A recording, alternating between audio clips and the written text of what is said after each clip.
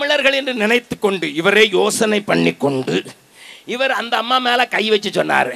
அந்த திருமணமாகாத மகளை பார்த்து சொன்னார், உன் கணவன் யாழ்ப்பாணத்திலே தவிக்கிறதை குறித்து நீ அழுது கொண்டிருக்கிறாய். கர்த்தர் அந்த கணவனை சீக்கிரமாக கொண்டு வந்து உன்னிடத்துல சேர்ப்பார். அந்த அம்மா கண்ணெல்லாம் வெளியே பிதுங்கிட்டு, வேற யாராவது கேட்டால் கள்ள காதலன் யாழ்ப்பாணத்தில் இருக்கிறான்னு நினச்சிருவாங்கன்னு சொல்லி அந்த அம்மா மெல்ல சொல்லிச்சு, ஐயா எனக்கு கல்யாணமே ஆகலை, நான் ஆந்திராவை சேர்ந்தவள். அவர் முகத்தில் 6 கிலோ எண்ணெய் வடிந்தது. அடுத்த அம்மாவுக்கு சரி இதுக்கு தான் ஒன்று போச்சுது, அடுத்ததுலையாவது பாஸ் பண்ணுமான்னு அவர் ட்ரை பண்ணியிருக்கிறாரு. வைத்த பார்த்தார், இது கர்ப்பிணியாகத்தான் இருக்க வேண்டும், உனக்கு ஆண் குழந்தையை கர்த்தர் தருகிறார். அவர் சொன்னா, என் யூட்ரஸையும் எடுத்து என் கால் பிளாடரையும் எடுத்து எனக்கு 3 ஆப்ரேஷன் ஒன்றா பண்ணதுனால வயிறு ஊதி இருக்கு, கொஞ்சம் குறையணும்னு ஜெபம் பண்ண வந்தா, நீ ஆம்பளை பிள்ளை பெக்கிறான்னு படுபாவின்னு சொல்லி திட்டிகிட்டே போயிடுச்சு. நீங்கள் கேட்பீங்க, ஐயா இப்படிலாம் தீர்க்க தரிசனம் சொல்கிறாங்களா? ஆமையா, இது அவங்க மனுஷ யோசனையிலிருந்து வருகிற தீர்க்க தரிசனம். நல்லா கவனிங்க. இன்னொரு இடத்துல ஆண்டவர் சொல்லும் போது சொல்கிறார், பாகாலை கொண்டு தீர்க்க தரிசனம் உரைக்கிற தீர்க்க தரிசிகளுக்கு ஐயோ. அது எரேமியாவா இருக்கட்டும், எசேக்கியாவாக இருக்கட்டும், எசேக்கியலாக இருக்கட்டும், அவர்களெல்லாம் இப்படித்தான் சொல்லுகிறார்கள். ஒரே ஒரு வசனத்தை மாத்திரம் வாசித்து கடந்து போகிறேன். ஏனென்றால் பேசுவதற்கு எனக்கு ஏராளமான காரியங்கள் உண்டு. வாசிக்கலாம். எசேக்கியேல் தீர்க்கதரிசியின் புஸ்தகம் ஆண்டவர் 13வது அதிகாரத்தில் சொல்லுகிற காரியத்தை பார்க்கலாம். 3வது வசனத்தை வாசிக்கலாம். கர்த்தராகிய ஆண்டவர் உரைக்கிறதாவது தாங்கள் ஒன்றும் தரிசியாதிருந்தும் தங்களுடைய ஆவியின் ஏவுதலை பின்பற்றுகிற. நன்றாக கவனிங்கள், இது ஆண்டவருடைய ஆவியும் அல்ல, பிசாசுனுடைய ஆவியும் அல்ல. கோடு போட்டு வைத்துக் கொள்ளுங்கள். தங்களுடைய ஆவியின் ஏவுதலை பின்பற்றுகிற மதிகட்ட தீர்க்கதரிசிகளுக்கு ஐயோ. பக்கத்தில் இருக்க கையை பிடிச்சு சொல்லுங்க, தீர்க்க தரிசனம் கேட்கும்போது எங்க இருந்து வருதுன்னு சோதிச்சு பாருங்க. ஆமா, பிசாசும் குறி சொல்லுவான். அது உங்க ஊர்ல எல்லா இடத்துலையும் நடக்குது. அவனும் சொல்லுவான், காணாம போன மாடு அங்க நிக்குதுன்னு சொல்லுவான், கரெக்டா நிற்கும். அப்படிதானே? மோட்டார் சைக்கிளை எவனோ தூக்கிட்டு போயிட்டான், எங்க போய் நிற்குன்னா அங்க ஏதோ கட்சி பிரமுகர் வீட்டு வாசல்ல நிற்குது, போய் பிடின்னா அவன் கலர் மாற்றி வச்சிருப்பான். ஆனாலும் அதுதான் உண்மைதானே? ஆமா ஆமா ஆமா ஆமா, நிறைய பேப்பர்ல வருது பிரதர், நிறைய வருது. அப்ப பாகாலை கொண்டும் தீர்க்க தரிசனம் சொல்ல முடியும், தன்னுடைய ஆவியின் ஏவுதலை வைத்தும் தீர்க்க தரிசனம் சொல்கிறவர்கள் உண்டு. கர்த்தருடைய வார்த்தையை சொல்லுகிற தீர்க்கதரிசிகளும் உலகத்துல எந்த நாளும் உண்டு. கர்த்தரை நோக்கி ஆண்டவருக்கு நன்றி செலுத்தலாமா? ஹல்லேலூயா. நன்றாக கவனிங்கள். அதே மாதிரி ஆசீர்வாதம் அதுவும் 3 விதத்துல வரலாம். உன் சொந்த பலத்திலையும் வரலாம், நான் காட்டி கொடுக்கிறேன். நல்லா கவனிங்க, திருப்பங்கள் பார்க்கலாம். ஆதியாகமம், அங்கே யாக்கோபையும் யோசாவையும் ஆண்டவர் நமக்கு அழகாக எழுதி வைத்திருக்கிறார். ஆதியாகமம் 33வது அதிகாரம். ஆதியாகமம் 33வது அதிகாரம். அங்கே 2 மனிதர்களை ஆண்டவர் நமக்கு காண்பிக்கிறார். யார்? ஒன்று ஏசா, இன்னொன்று யாக்கோபு. யாக்கோபு ஏசாவுக்கு பயந்து தன் கைக்கு உதவின 200 ஆடு, 20 கடாரி, 30 ஒட்டகம் அப்படின்னு ஏராளமான வெகுமானத்தை கொடுத்த போது அதை கண்ட ஏசா என்ன சொல்லுகிறார்? வாசிக்கலாம் 9வது வசனம். அதற்கு ஏசா என் சகோதரனே எனக்கு போதுமானது உண்டு என்று தமிழிலே மொழிபெயர்த்திருக்கிற அந்த வார்த்தை ஆங்கில வேதாமத்தில் பிளண்டி, எனக்கு ஏராளமாய் உண்டு. யாரையா? யார் சொல்றா? ஏசா. சொல்லுங்க, விளங்குதான்னு பார்த்துக்கிறேன், நல்லா அப்பப்போ கேட்டுக்கிறேன். ஏன்னா நீங்கள் நல்லா சரியாக புரிஞ்சாதான் நான் சொல்கிற வசனம் உங்களுக்குள்ள கிரியை செய்யும். ஏசா சொல்லுகிறான், இவனுக்கும் தேவனுக்கும் ஒரு சம்பந்தம் கிடையாது, இவன் சேஷ்ட புத்திர பாகத்தை துச்சமாய் நினைக்கிறவன். அந்த ஏசா சொல்லுறான், அவனுக்கு என்ன இருக்குது?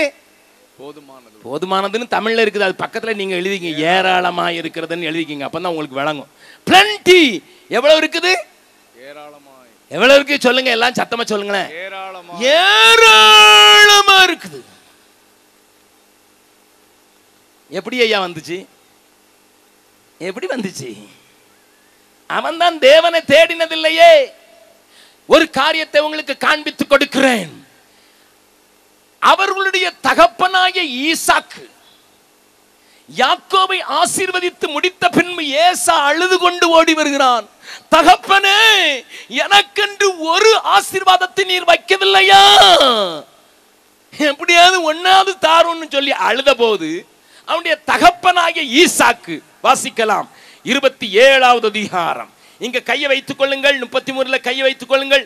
27வது அதிகாரத்தில் அந்த தகப்பன் சொன்ன காரியத்தை பார்க்கலாம், வாசிக்கலாம். 39வது வசனத்திலிருந்து, அப்பொழுது அவன் தகப்பனாகிய ஈசாக்கு அவனுக்கு பிரதியுத்தரமாக உன் வாசஸ்தலம் பூமியின் சாரத்தோடும் உயர வானத்திலிருந்து இறங்கும் பனியோடும் இருக்கும். உன் பட்டயத்தினாலே நீ பிழைப்போ. அங்க கர்த்தர்னு ஒரு வார்த்தை ஈசாக்கு உபயோகப்படுத்தல. ஆனா ஒரு ஆசீர்வாதம் கொடுத்தான். எதனால நீ பிழைப்பாய் சொல்லுங்க? ஓம் பட்டயத்துல. இன்னும் நான் இன்னைக்கு மொழியில சொல்லணும்னா உன்னுடைய பட்டத்துல, பட்டயத்துல இல்ல, உன்னுடைய MA, BA, MBA, MCA, CA, BA எல்லாத்தையும் போட்டுக்க. எம்பிபிஎஸ்ல ஓம் பலத்துல நீ என்ன செய்ய முடியும்? பிழைக்க முடியும். அம்பானி என்று சொல்லப்படுகிற அந்த பெரிய பணக்காரனும், லட்சுமி மித்தால் என்று சொல்லப்படுகிற அந்த பெரிய பணக்காரனும், டாட்டாவும் பிர்லாவும் இயேசுவின் பின்னதாக போனதுனாலயா, தேவனுக்கு பயந்ததுனாலயா அவங்க பணக்காரனா இருக்கிறாங்க? சொல்லுங்க சொல்லுங்க ஐயா. அது முகேஷ் அம்பானியா இருக்கட்டும், இல்லைன்னா அனில் அம்பானியா இருக்கட்டும், அல்லது விப்ரோவுடைய ஓனர் பிரேம்ஜியா இருக்கட்டும், அல்லது இன்ஃபோசிஸ் உடைய ஓனர் ஒரு கிருஷ்ணமூர்த்தியா இருக்கட்டும், எந்த மூர்த்தியா இருந்தாலும் இவங்களுக்கும் தேவனுக்கும் ஒரு சம்பந்தம் இல்லை. ஆனாலும் ஒவ்வொரு வருடமும் கோடி கோடியா சம்பாதிக்கிறார்கள். அமிதாப் பச்சனுக்கு ஒரு மாசத்துக்கு அட்வர்டைஸ்மெண்ட்ல வர்றதே 5 கோடி ரூபாய். ஷாருக் கான் என்று சொல்லப்படுகிற இந்தி நடிகன் கடந்த வருஷத்துல சம்பாதிச்சது 100 கோடி. 27 கோடிய வருமான வரியை கட்டியிருக்கான். ஹலோ, இவங்கெல்லாம் இயேசுவின் பின்னே போக துணிந்தேன் பின்னோக்க நான் என்று பாடினவர்களோ? சொல்லுங்கய்யா சொல்லுங்க. சிலர் சொல்லுவாங்க நாங்க ஆசீர்வதிச்சோம் சொன்னா போபேன்னு ஆசீர்வாதமா இருக்கு. ஏமாந்துராத. உன் பட்டயத்தாலே நீ பிழைக்க முடியும். உன்னுடைய பட்டத்தாலும் நீ பிழைக்க முடியும். அது உனக்கு பிறலான எனக்கு ஏராளமா இருக்கிறதுன்னு சொல்லவும் வைக்க முடியும். பிசாசும் கொடுக்க முடியும். ஏன்னா இயேசுவிடத்துல இருந்து வந்து என்ன சொன்ன தெரியுமா? இது எல்லாம் எனக்கு தான், எனக்கு மட்டும் ஒரு சல்யூட் போட்டா எல்லாம் உனக்கு தான் சொன்னானா? சொன்னானா? பக்கத்தில் இருக்கவங்களோட கையை பிடி சொல்லுங்க. பிசாசும் உங்களை ஆசீர்வதிக்க முடியும். உங்க கெப்பாசிட்டி, உங்க திறமை உங்களுக்கு ஏராளமான சொத்துக்களை சேர்த்து வைக்க முடியும். அதை வச்சுக்கிட்டு ஏராளமா இருக்குன்னு நீங்க சொல்லலாம். ஆமா. ஆனா இன்னொரு மனுஷனை நான் காட்டி கொடுக்கிறேன். இன்னொரு மனுஷனை காட்டி கொடுக்கிறேன். இப்ப 33வது அதிகாரத்துக்கு மறுபடியும் திருப்புங்கள். ஆதியாகமம் 33வது அதிகாரம் 11வது வசனத்தை வாசிக்கலாம். தேவன் எனக்கு அனுக்கிரகம் செய்திருக்கிறார். தேவன் எனக்கு அனுக்கிரகம் செய்திருக்கிறார். வேண்டியதெல்லாம் எனக்கு உண்டு. இது யாரு? யாக்கோபு. இது யாரு சொல்லுங்க நல்லா. ஏசா சொன்னான், தேவனத்தை ஏசா சொன்னான், எனக்கு ஏராளமா இருக்கிறது. யாக்கோபு என்ன சொன்னா? தேவன் எனக்கு அனுக்கிரகம் செய்திருக்கிறார், அதனால எனக்கு வேண்டியதெல்லாம் இருக்குது. பக்கத்துல இருக்க கையை பிடிச்சு சொல்லுங்க. திரளா வேணுமா வேண்டியது வேணுமா? சொல்லுங்க. கேட்டதுக்கு பதில் சொன்னாங்களா இல்லையா? அதையும் கொஞ்சம் செக் பண்ணீங்க. என்ன பதில் சொன்னாங்க? ஏராளமா வேணும், ஏராளமா வேணும். 3 லட்சம் கொடுத்தீங்கன்னா உனக்கு 30 லட்சம் வரும். லாட்டரி டிக்கெட் நடத்துறவர்களை பார்த்து ஜாக்கிரதை. தங்க சாவி வாங்கி வீட்டுல மாட்டினா ஒண்ணும் நடக்காது. நல்லா கவனிச்சுக்க. யாரையும் நான் விடுகிறதில்லை. அவர்கள் என்னை கோர்ட்டுக்கு இழுக்கிறேன் என்று சொல்லி இருக்கிறார்கள். நானும் போய் பார்க்கத்தான் போகிறேன். நான் ஒரு காரியத்தை சொல்ல வேண்டும். என்னோடு கூட பணி புரிந்து கொண்டிருந்த ரவி என்கிற ஒரு சகோதரன், ஜார்க்கண்டை சேர்ந்தவன், எங்களோடு 6 வருடம் பணிபுரிந்து விட்டு பின்னதாக குடும்ப பிரச்சனையின் வழியாக போய்விட்டான். 5 வருடத்திற்கு முன்னதாக சமீபத்திலே டாடா நகரில் வேலை செய்கிற என்னுடைய ஊழியக்காரனை பார்த்து அவன் எப்படி இருக்கிறான் என்று கேட்டேன். அவன் சொன்னானே, பயங்கர பிசாசு பிடிச்சு 6 நாள் பைத்தியக்காரன மாதிரி பயங்கரமா தொந்தரவு பண்ணிட்டான். முழு வில்லேஜால அவனால கடக்க முடியல. அப்ப நான் எப்படி இருக்கிறான்னு கேட்டேன். நானும் என் மனைவியும் போய் அவனுக்காக 3 நாள் உபவாசம் பண்ணி அவனை விடுதலையாக்க வேண்டியிருந்ததுன்னு கேட்டேன். அப்படி என்ன நடந்ததுன்னு கேட்டேன். அவன் சொன்னதை நான் உங்களுக்கு சொல்கிறேன். இன்றைக்கு அவனை உங்கள் மத்தியிலே கொண்டு வர முடியும். என் ஊழியக்காரன் சொன்னார், அந்த பிசாசு பிடிச்சிருந்த போது அவன் கையில் ஒரு சாவி வச்சிருந்தான். ஏதோ அமெரிக்கன் பிரீச்சர் கொடுத்ததுன்னு வச்சிருந்தான். அந்த சாவியை கண்டுபிடிச்சு எடுத்த போது அவனுடைய பிசாசு போயிற்று. பெரிய பெரிய ஊழியக்காரன் இன்னைக்கு சாவி வாங்கி மாட்டி வச்சிருக்கேன்னு உனக்கு சாட்சி சொல்லலாம். ஏமாந்துடாதே, ஏமாந்து விடாதே.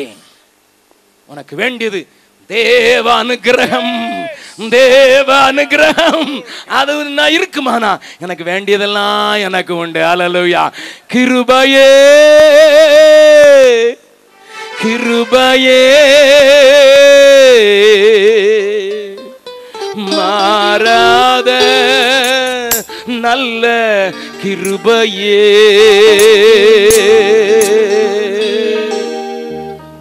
எல்லாரும் சேர்ந்து பாடலாமா? கிருபையே, கிருபையே, மாறாத நல்ல கிருபையே. சோர்ந்து போன நேரத்தில் எல்லாம் என்னை சூழ்ந்து கொண்ட கிருபை இது. சோர்ந்து போன நேரத்தில் எல்லாம் என்னை சூழ்ந்து கொண்ட கிருபை இது. கிருபையே, கிருபையே, மாறாத நல்ல கிருபையே. கிருபையே, கிருபையே, மாறாத நல்ல கிருபையே. உங்க கிருபைதான் என்னை தாங்குகின்றது. உங்க கிருபைதான் என்னை நடத்துகின்றது. உங்க கிருபைதான் என்னை தாங்குகின்றது. உங்க கிருபைதான் என்னை நடத்துகின்றது. கிருபையே, கிருபையே, மாறாத நல்ல கிருபையே. கிருபையே, கிருபையே, மாறாத நல்ல கிருபையே. ஏனையா யாக்கோபு சொல்லுகிறான், தேவன் எனக்கு அனுக்கிரகம் செய்திருக்கிறார், எனக்கு வேண்டியதெல்லாம் எனக்கு கிடைத்திருக்கிறது என்று. ஏனென்றால் அவனுடைய தகப்பன் அவனை ஆசீர்வதிக்கும் போது என்ன சொன்னான் என்று மறுபடியும் திருப்புங்கள். ஆதியாகமம் 27வது அதிகாரம், ஆதியாகமம் 27வது அதிகாரம் வாசிக்கலாம். 27வது வசனத்திலிருந்து 27, 28 வாசிக்கலாம். அவன் கிட்ட போய் அவனை முத்தம் செய்தான். யாக்கோபு ஈசாக்கை முத்தம் செய்தான். அப்பொழுது அவனுடைய வஸ்திரங்களின் வாசனையை மோந்து, இதோ என் குமாரனுடைய வாசனை, என் குமாரனுடைய வாசனை கர்த்தர் ஆசீர்வதித்த வயல்வெளியின் வாசனை போல் இருக்கிறது. கர்த்தர் ஆசீர்வதித்த வயல்வெளியின் வாசனை போல் இருக்கிறது. தேவன் உனக்கு வானத்து பனியையும் பூமியின் கொழுமையையும் கொடுத்து மிகுந்த தானியத்தையும் திராட்சரசத்தையும் தந்தருளுவாராக. ஏசாவுக்கு சொல்லும்போது வானத்தின் பனி வரும்னு சொன்னாரு. ஆனா யாக்கோபுக்கு சொல்லும்போது தேவன் செய்வா. பக்கத்தில் இருக்கணும் சொல்லுங்க, தேவன் தருகிற ஆசீர்வாதம் தான் வேதனையை கூட்டாது. அதுதான் உங்களுக்கு வேண்டியதெல்லாம் தரும். ஏராளம் வேணுமா, வேண்டியதெல்லாம் வேணுமா? நான் இப்ப கேட்க போறேன். ஏராளம் வேணும்னு சொல்றவங்க, ஏராளமா இருக்குதுன்னு சொல்றவங்க ஒரு அல்லேலூயா போடுங்க முதல்ல. இல்ல பிரதர், தேவன் எனக்கு அனுக்கிரகம் பண்ணட்டும், எனக்கு வேண்டியதெல்லாம் சொல்றவங்க மாத்திரம் 2வது தடவை அல்லேலூயா போடுங்க பார்க்கலாம்.